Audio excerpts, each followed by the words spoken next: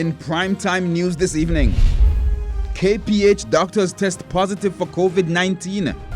Government announces new curfew hours and restriction on election campaign in response to COVID-19 spike. And opposition says government is to be blamed for coronavirus crisis.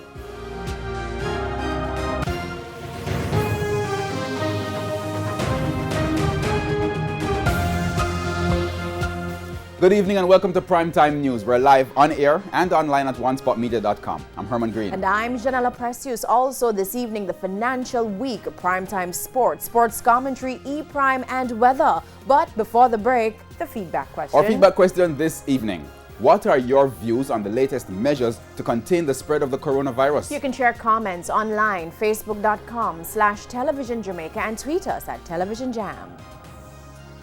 Please stay with us. Primetime News returns right after this break.